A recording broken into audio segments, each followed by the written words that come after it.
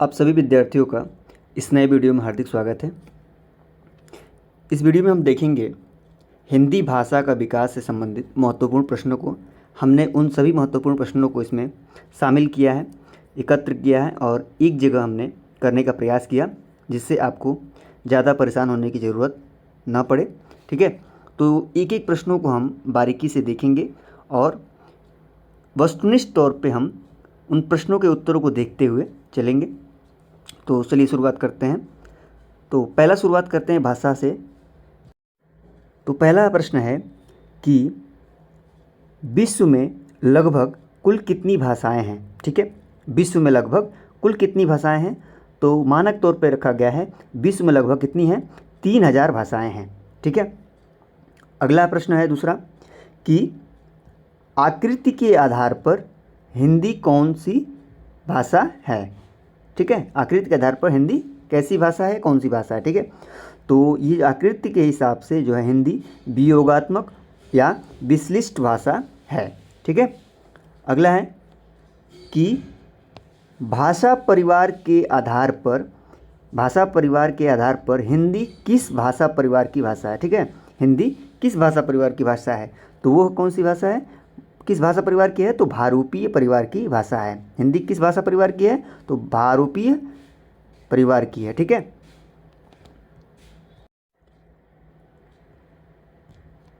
अगला है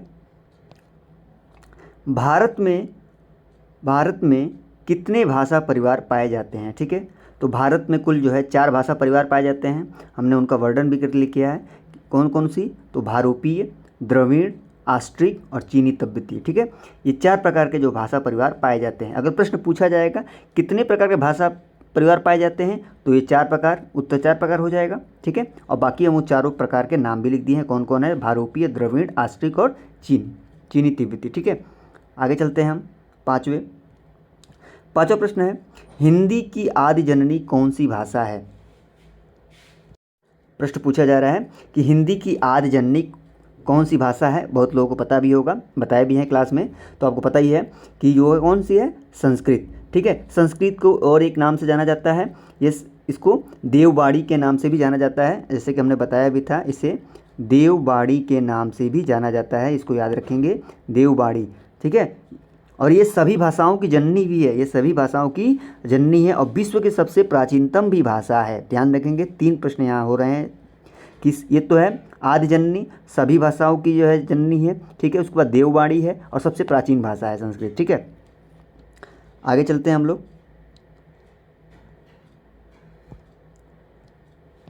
उसके बाद है छठवां, हिंदी शब्द मूलतः किस भाषा का शब्द है। ठीक है, हिंदी शब्द मूलतः किस भाषा का शब्द है, तो वो है फारसी भाषा का। ठीक है, याद रखेंगे, हिंदी शब्द जो है मूलतः फारसी भाषा का शब्द है।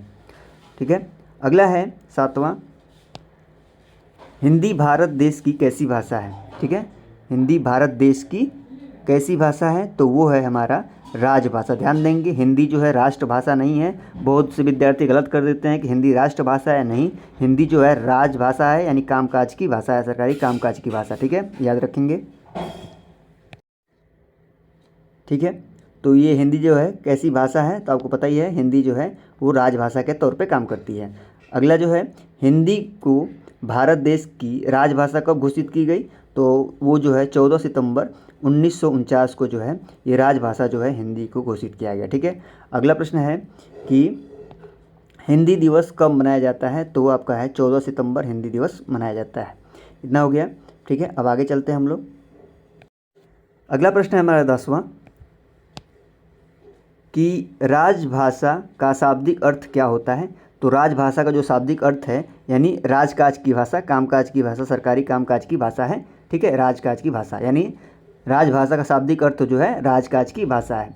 ठीक है, अगला है हमारा कि संविधान के किस अनुच्छेद के अनुसार संघ की राजभाषा हिंदी और लिपि देवनागरी है। यानी संविधान के किस अनुच्छेद के अनुसार संघ की राजभाषा जो है हिंदी है और लिपि देवनागरी है, तो वो है अनुच्छेद 343, यानी अनुच्छेद 343, यानी अनुच्छेद 343 के तहत। ठीक है, अगला है हमारा भाषा का मूल या प्रारंभिक रूप कौन सा है? ठीक है, भाषा का मूल या प्रारंभिक रूप कौन सा है? तो ध्यान रखेंगे, भाषा का मूल या प्रारंभिक रूप जो है वो मौखिक रूप होता है। ठीक है, वो मौखिक रूप होता है। अगला है, राजभाषा अधिनियम कब पारित हुआ? ठीक है, राजभाषा अधिनियम कब पारित हुआ? तो वो पारित हुआ सन 1963 ईस्वी में। ठीक है, अगला है हमारा, राजभाषा अधिनियम में संशोधन कब किया गया? तो ध्यान रखेंगे, राजभाषा अधिनियम में संशोधन सन 1967 में किया गया, 1967 में। ठीक है, अगला प्रश्न की तरफ चलेंगे, वो है भाषा शब्द की उत्पत्ति कहाँ से हुई है? ठीक है, ये भी हम क्लास में चर्चा कर चुके हैं इस बात पे कि भाषा शब्द की उत्पत्ति कहाँ से हुई है। तो भाषा शब्द जो है संस्कृत के भाष धातु से हुई है। ध्यान देंगे, भाषा जो शब्द की उत्पत्ति जो है संस्कृत के भाष धातु से हुई है। जैसे को पता ही है कि सभी भाषाओं की जननी जो है वो संस्कृत है। देववाणी के नाम से भी इसको जाना जाता है। देववाणी के नाम से कौन भाषा जानी जाती है? तो संस्कृत जानी जाती है। उसके बाद सबसे प्राचीन भी भाषा है, इसलिए ध्यान देंगे भाषा शब्द की उत्पत्ति जो है कहाँ से हुई है? संस्कृत के भाष धातु से। ठीक है, अगले प्रश्न की तरफ चलेंगे 16 में। ठीक है, 16 में हम लोग चल रहे हैं। 16वां जो प्रश्न है वो प्रश्न है, संसार के भाषाओं का वर्गीकरण कितने भागों में किया गया है? ध्यान रखेंगे, पूछ रहा है कि संसार की जितनी भाषाएं हैं उनका वर्गीकरण कितने भागों में किया गया है? तो उत्तर होगा इसके 2 भागों में। ठीक है, 2 भागों में किया गया है। कौन कौन भाग में है इसको भी हमने बता दिया इसमें, इस नोट्स में। आकृति मूलक वर्गीकरण और दूसरा है पारिवारिक वर्गीकरण। ठीक है, प्रश्न पूछेगा तो 2 कितने भागों में बांटा गया है संसार के भाषाओं को? तो 2 भागों में। अब ये कौन कौन है उसको भी हमने यहाँ पे मेंशन कर दिया है, बता दिया है, आकृति मूलक वर्गीकरण और पारिवारिक वर्गीकरण। ठीक है, अगले प्रश्न की तरफ चल रहे हैं हम लोग। 17वां, प्राचीन भारतीय आर्य भाषा की समय सीमा क्या है? ध्यान देंगे, पूछा जा रहा है कि प्राचीन भारतीय आर्य भाषा की समय सीमा क्या है? तो 2000 ईसा पूर्व से 500 ईसा पूर्व है ये प्राचीन आर्य भाषा का। ठीक है, अगला है, मध्यकालीन आर्य भाषा के समय सीमा क्या है? तो मध्यकालीन आर्य की समय सीमा है भाषा की वो है 500 ईसा पूर्व से 1000 ईसा पूर्व। ठीक है, अब अगला है हमारा कि आधुनिक भारतीय आर्य भाषा के समय सीमा कितनी है? तो वो जो है वो आपका जो है 1000 से अब तक चल रहा है। ठीक है, वो आपके 1000 से अब तक। ठीक है, अब हम चलें अगले प्रश्न की तरफ।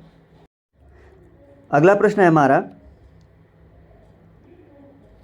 कि भारतीय आर्य भाषा वैदिक संस्कृत की समय सीमा क्या है? यानी भारतीय आर्य भाषा वैदिक संस्कृत की समय सीमा क्या है? तो 2000 ईसा पूर्व से 800 ईसा पूर्व तक है। ठीक है, अगला है हमारा कि भारतीय आर्य भाषा संस्कृत यानी लौकिक संस्कृति की समय सीमा क्या है? तो वो है 800 ईसा पूर्व से 500 ईसा पूर्व। ठीक है, अगला है हमारा कि भारतीय आर्य भाषा पाली की समय सीमा क्या है? तो वो है 500 ईसा पूर्व से 1 ईस्वी। ठीक है, अगला है हमारा 23वां कि भारतीय आर्य भाषा प्रकृति की समय सीमा क्या है? तो 1 ईस्वी से 500 ईस्वी तक। ठीक है, अगला है हमारा कि भारतीय आर्य भाषा अपभ्रंश की समय सीमा क्या है? ध्यान देंगे तो अपभ्रंश की समय सीमा 500 ईस्वी से 1000 ईस्वी तक। ठीक है, अगला हमारा प्रश्न है कि भारतीय संविधान के किस भाग और अनुच्छेद में राजभाषा का प्रावधान किया गया? प्रश्न पूछा जा रहा है कि भारतीय संविधान के किस भाग और अनुच्छेद में राजभाषा का प्रावधान किया गया है?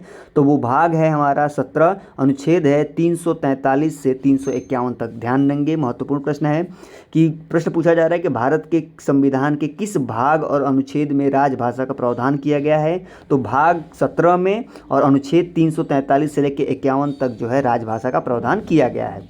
ठीक है, आगे चलेंगे हम लोग। अगला प्रश्न है कि भारतीय संविधान की किस अनुसूची में 22 भाषाओं की मान्यता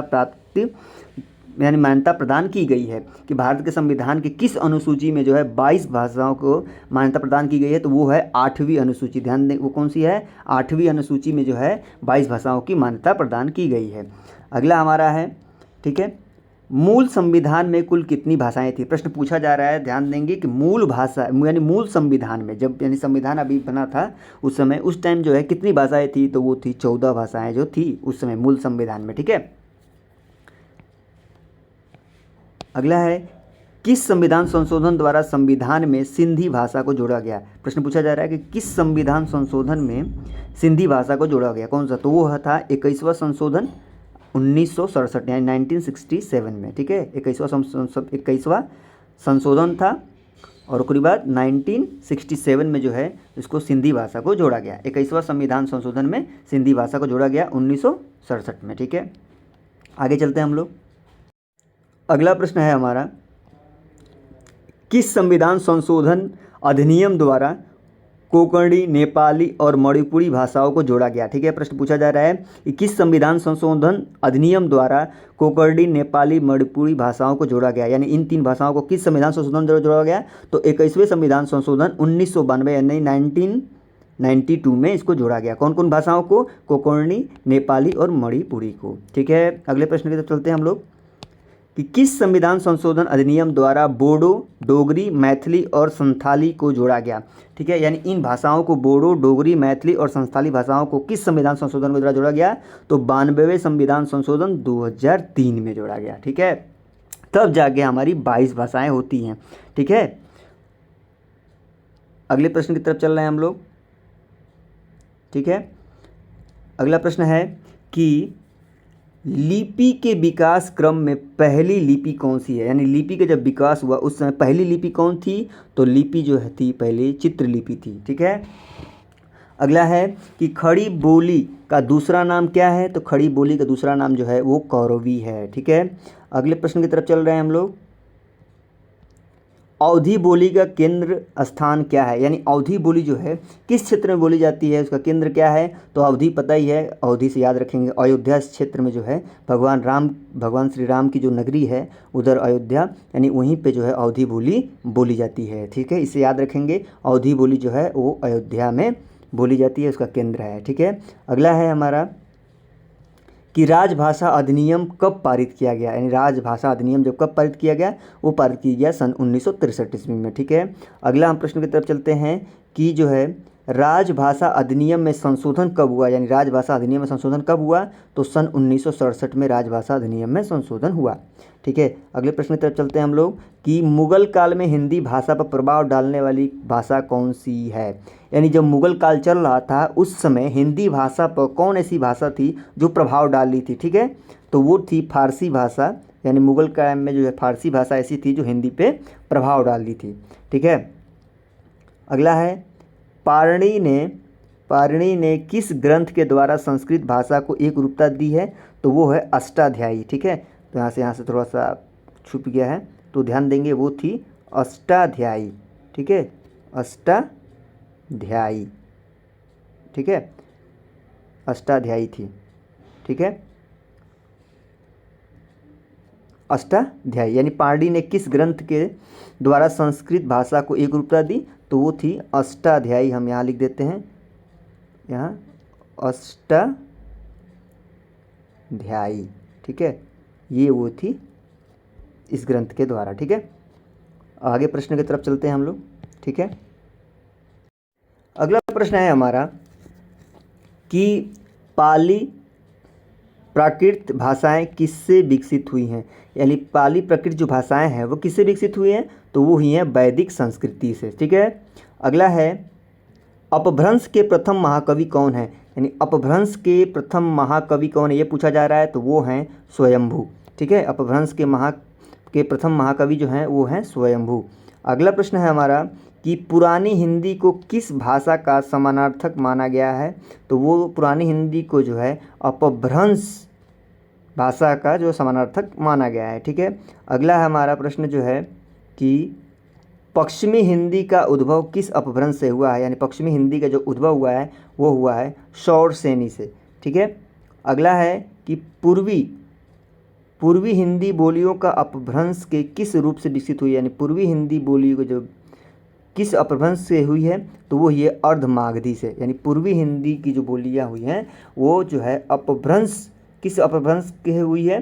तो वो जो हुई है अर्धमागधी अपभ्रंश। ठीक है, अगला है ब्रजभाषा और अवधी किस काल की काव्य भाषाएँ थी, यानी ब्रजभाषा और अवधी जो थी वो किस काल की भाषाएँ थी। तो वो थी मध्यकाल की। ठीक है, अगले प्रश्न की तरफ चल रहे हैं हम लोग। अगला है कि बुंदेली कन्नौजी हिंदी की किस उपभाषा वर्ग की बोलियां हैं यानी हिंदी और कन्नौजी हिंदी किस उपभाषा वर्ग की बोलियां हैं, तो वो जो है आपको पता है पश्चिमी हिंदी की बोलियां हैं। ठीक है, अगला है भोजपुरी मूलतः किस प्रदेश की बोली है, तो अधिकतर लोग जानते ही होंगे, जो बिहार से होंगे तो उनको तो पता ही चल गया होगा इस बात को कि भोजपुरी जो है वो मूलतः किस प्रदेश की भाषा है, तो सबसे ज़्यादा बिहार में बोली जाती है। तो आप डाल इससे स्पष्ट है कि बिहार जो है वो भोजपुरी का मूलतः प्रदेश है, तो जाहिर सी बात है इसका उत्तर जो होगा वो बिहार होगा। तो बिहार वाले तो इसको टिक कर लेंगे। ठीक है, उसके बाद है अधिकतर भारतीय भाषाओं की लिपियों का विकास किस प्राचीन लिपि से हुआ है, यानी अधिकतर जो भारतीय भाषाएं हैं उनका विकास किस लिपि से है, तो वो उनका जो विकास है वो ब्राह्मी लिपि से हुआ है। अगले प्रश्न की तरफ चलेंगे हम लोग। अब लगभग हम लोग अंतिम चरण में हैं। ठीक है, तो इस प्रश्न को देखते हैं हम लोग कि ठीक है, अब अंतिम प्रश्नों को हम लोग देखें कि वाल्मीकि कृत जो रामायण है और व्यास जी द्वारा रचित महाभारत किस भाषा में लिखे गए, यानी जो मूल रामायण है और जो महाभारत है वो मूलतः किस भाषा में लिखे गए थे, तो ध्यान देंगे संस्कृत में। हाँ, बात जो थी वो अगर बात करें कि रामचरितमानस की, तो वो अवधी भाषा में है। ठीक है, उसको गोस्वामी तुलसीदास जी ने उसको अवधी भाषा में ट्रांसलेट किए हैं, लेकिन मूल रामायण जो है जो वाल्मीकि कृत जी हैं, जो वाल्मीकि जी ने लिखा है, वो मूल जो है वो संस्कृत भाषा में है और जो है महाभारत भी संस्कृत भाषा में है।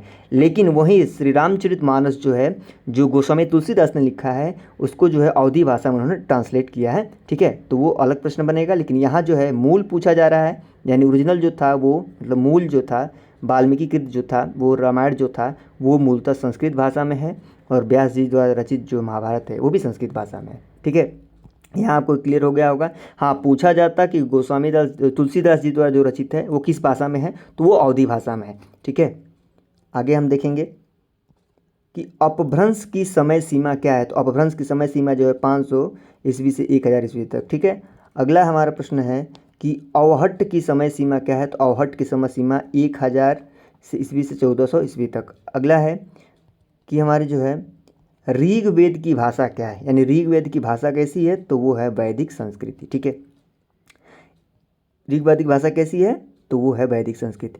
इस प्रश्न में हम लोग इस वीडियो में हमने 50 प्रश्नों को, महत्वपूर्ण प्रश्नों को हमने देखा और हमने उन सभी प्रश्नों को इसमें शामिल किया, एकत्र करके एक जगह हमने रखने का प्रयास किया, जिससे जो है आपको भटकना न पड़े। हम उन सारे प्रश्नों को इसमें हमने समाहित किया इस वीडियो के माध्यम से। आपको ज़रूर इससे लाभ प्राप्त होगा। आप इसको अच्छे से बारीकी से जो है 1 बार 2 बार 3 बार जितना भी आप 4 बार देख के अच्छे से इसको अपने दिमाग में बिठा लें, ताकि आप ऐसे प्रश्न जब आएँ आपकी परीक्षा में तो आप जो है उससे आप जो प्रश्नों को आपसे क्या हो, आपको देखते ही आपको उत्तर समझ में आ जाए, आपसे वो प्रश्न छूटे ना। ठीक है, हमने एकत्र किया कम से कम 50। इसी तरह हम आगे जब बढ़ेंगे हिंदी साहित्य इतिहास लेखन परंपरा में, तो हम कोशिश करेंगे वहाँ भी 50 महत्वपूर्ण प्रश्नों को लेके आएँ आपके सामने और आपके लिए क्या हो, सहायक सिद्ध हो, आप उसको देख के रिवाइज करते जाएं। ठीक है, तो इन्हीं सब शब्दों के साथ फिर मिलेंगे तब अगले वीडियो में। तब तक के लिए धन्यवाद।